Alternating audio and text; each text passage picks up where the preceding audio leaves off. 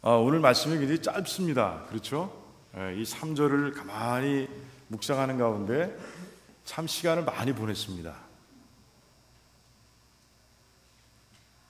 아무리 깊이 묵상을 하고 기도해도 잘 이렇게 우리 성도님들과 나눌 그런 은혜로운 주제, 교훈이 잘 발견되지 않아서 그래서 많은 시간을 보냈습니다.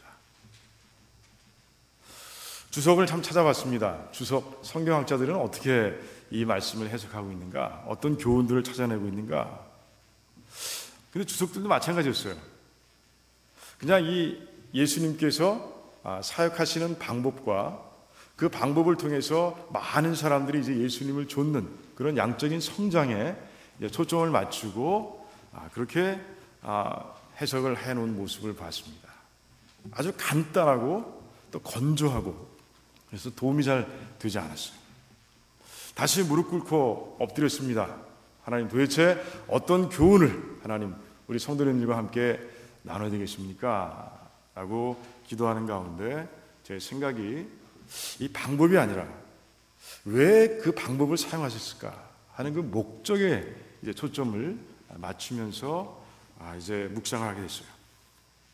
그런 가운데 창세기의 말씀이 마음속에 찾아왔고요. 또 요한복음의 말씀들이 제 마음속에 이제 자리 잡았습니다. 그런 가운데 이 본문의 말씀과 그 주신 창세기의 말씀, 요한복음의 말씀을 가만히 함께 묵상하는 가운데 이제 하나님께 정말 귀한 교훈을 주셨고요. 이제 그 받은 은혜를 여러분들과 이제부터 나누고자 합니다. 여러분, 창세기 1장 2절에 보면요, 하나님께서 손을 대시기 전에 이 땅의 모습을 어떻게 기록하고 있는지 아세요? 세 가지의 단어로 딱 기록하고 있습니다. 혼돈과 공허와 흑암이다. 저와 함께 그 사가족 교실을 치르신 분들은, 그리고 그때의 시간을 잘 보내신 분들은 아마 아직도 기억하고 있을 거예요. 뭐라고요? 혼돈과 공허와 흑암, 이 세 가지로 이제 그 땅의 상태를 설명하고 있는 모습을 보게 됩니다. 그런데 하나님께서 이제 손을 대시고 창조하기 시작하십니다.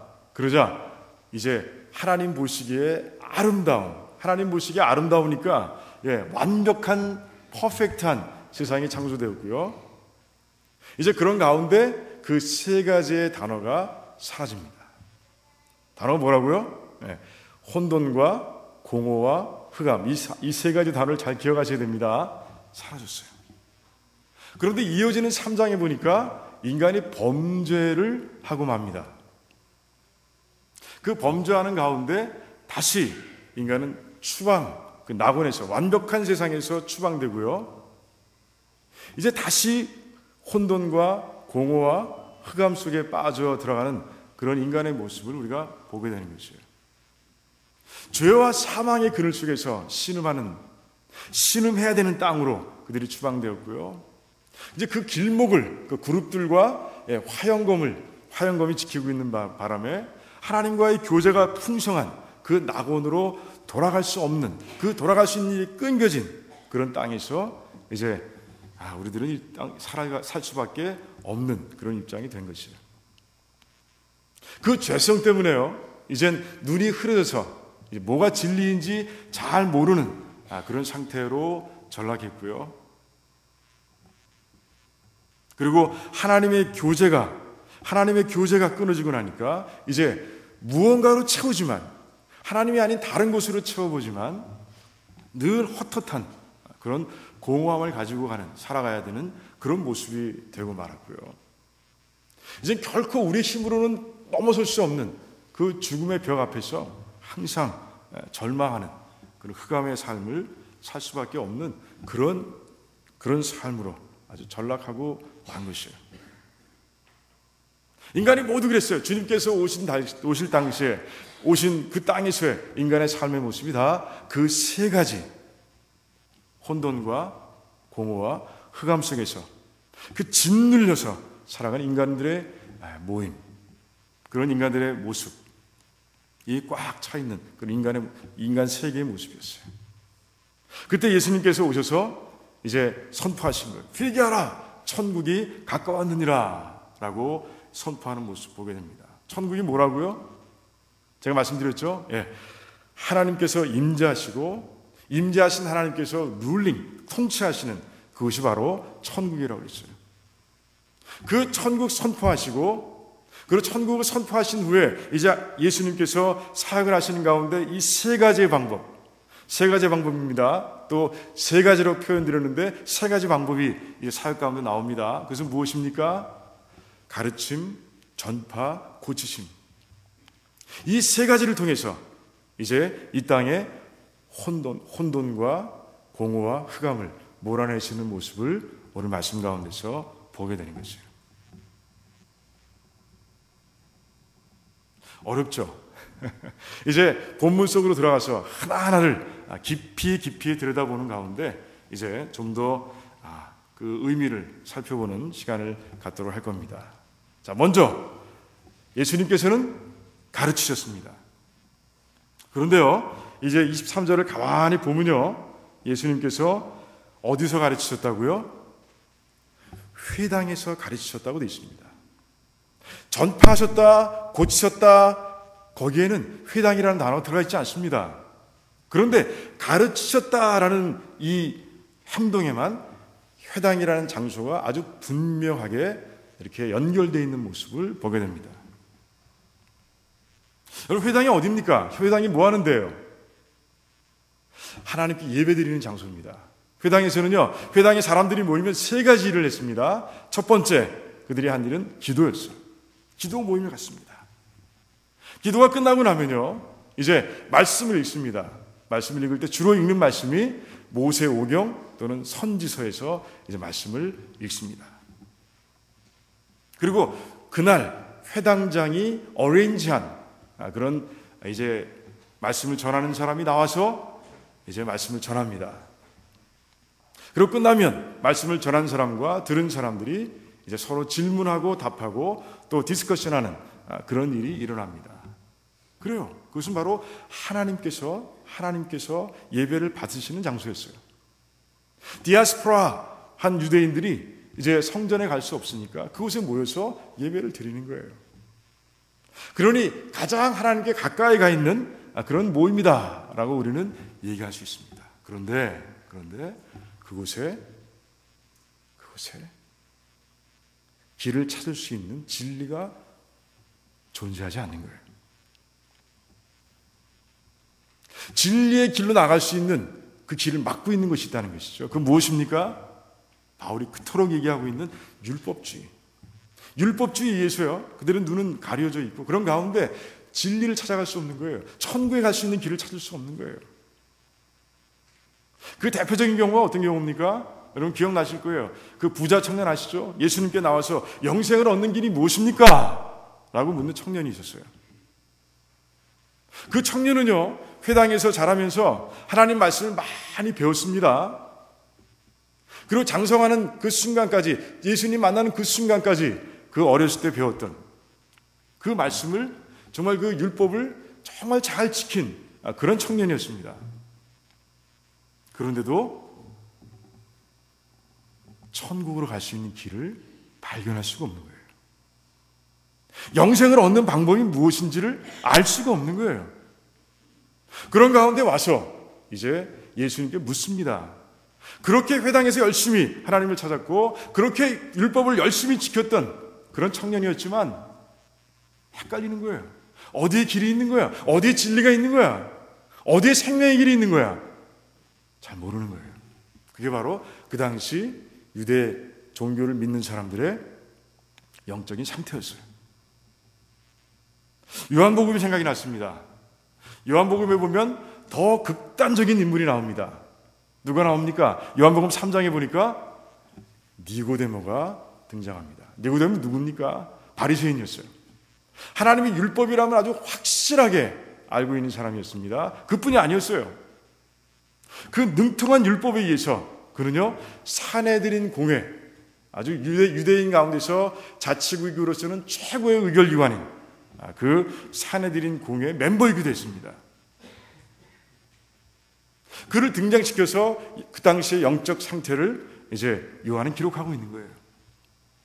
밤에 몰래 찾아온 그는요, 예수님으로부터 1:1 강의를 듣습니다. 예수님은 그에게 구원을 얘기합니다. 구원의 길을 말씀하십니다. 구원의 길을 가르치고 계신 거예요. 그런데 한마디도 알아듣지 못합니다. 율법에 능통했다고 했습니다.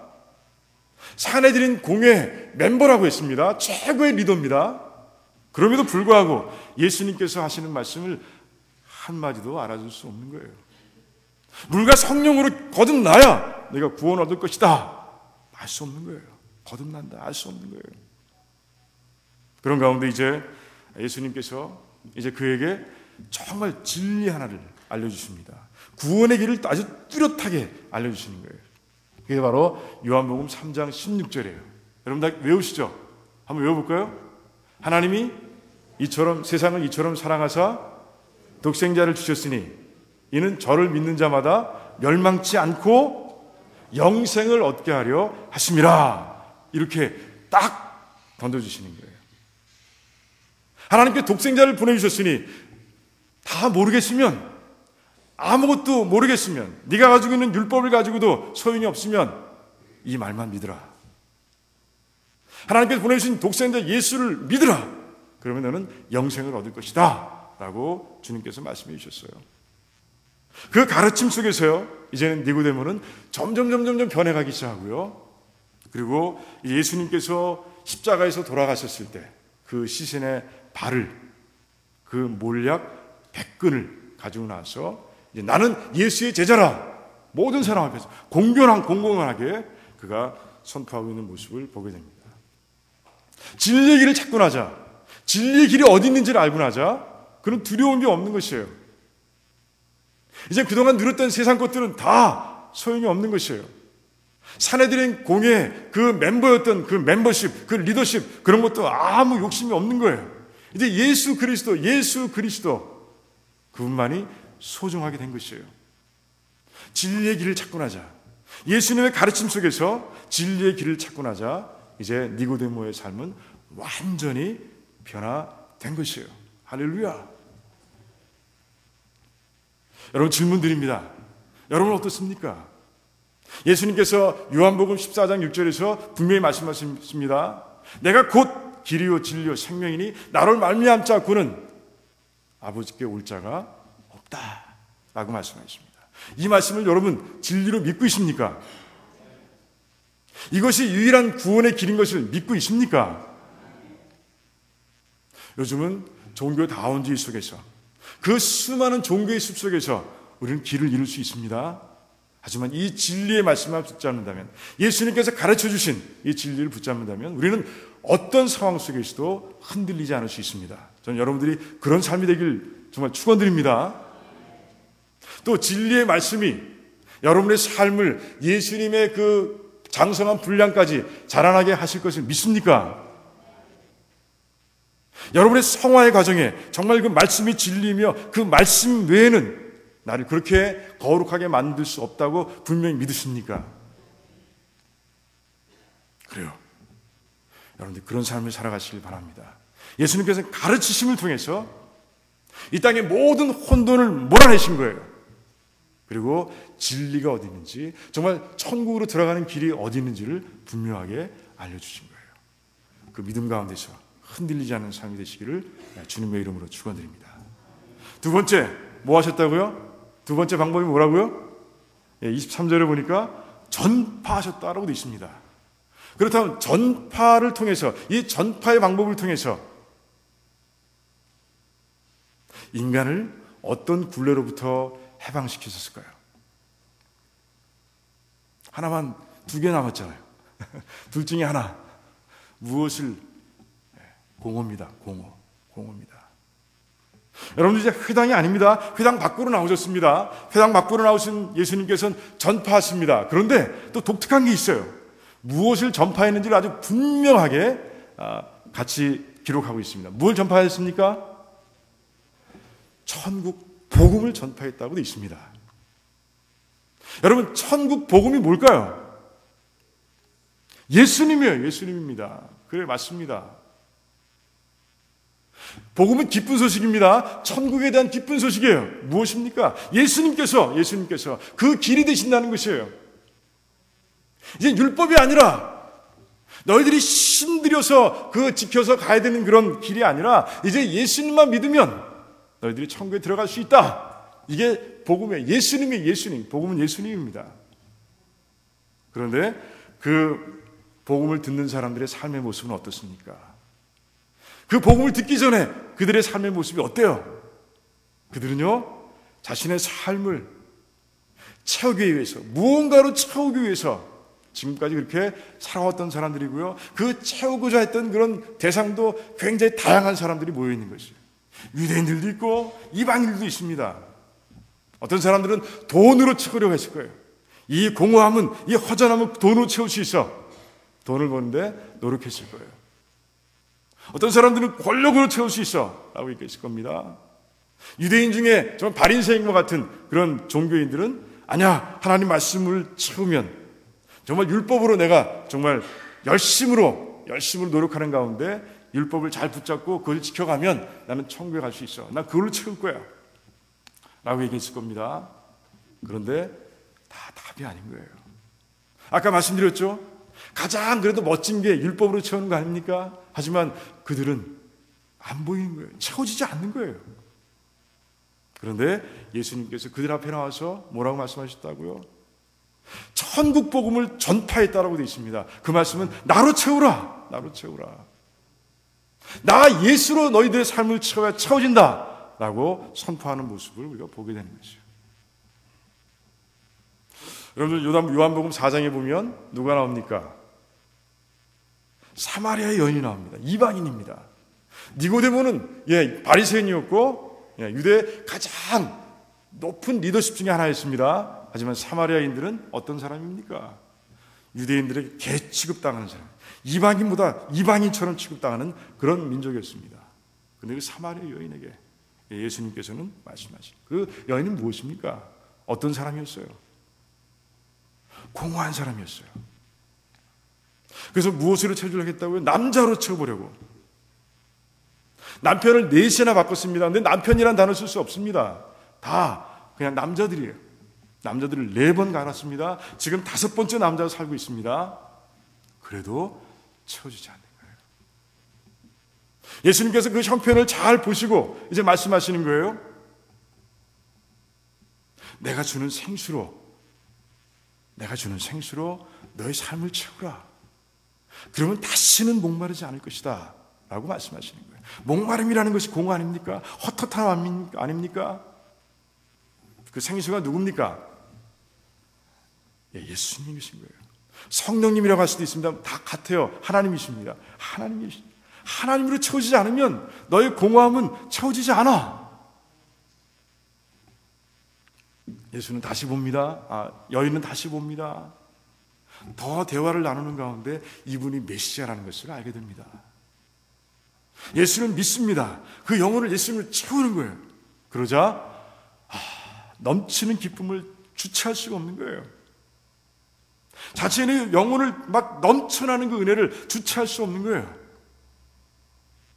물동이를 채우러 왔다가 그녀는 영혼을 채우게 됐고요. 그런 가운데 마을로 달려가는 것이에요. 여기 메시아가 있습니다. 평소에는요, 자신의 부끄러운 행실 때문에 그들 얼굴도 잘 보지 못했습니다. 그래서 땡볕에 물을 기르러 왔습니다. 그런데 예수님으로 채워지고 나자, 이 영혼이 그 생명으로 채워지고 나자 견딜 수가 없는 거예요. 그냥 있을 수 없는 거예요. 마을 사람들마다 만나서 이제 얘기하는 것이에요. 메시아가 여기 있습니다. 메시아가 여기 있습니다. 여러분들도 여러분들의 영혼을 이 메시아로 채워지길 원합니다 라고 소리치며 다니는 그런 모습을 말씀 가운데서 발견하게 되는 것이에요. 할렐루야. 질문 드립니다. 여러분들은 여러분들의 삶을 무엇으로 채우고 있습니까? 무엇으로 채우길 원하십니까? 뭐 다 얘기 들었으니까 이제 답이 뻔하죠. 예수님으로 채우시기 바랍니다. 예수님께서는 그렇게 하도록 쉽게 만들어주시기 위해서 우리를 뭐로 만드셨어요? 성전으로 만드셨잖아요. 성전은 무엇으로만 채워집니까? 하나님으로만 찾을 수 있는 공간입니다. 여러분, 성전을 만들어 주신 거예요. 여러분, 파스칼이라고 아세요? 파스칼?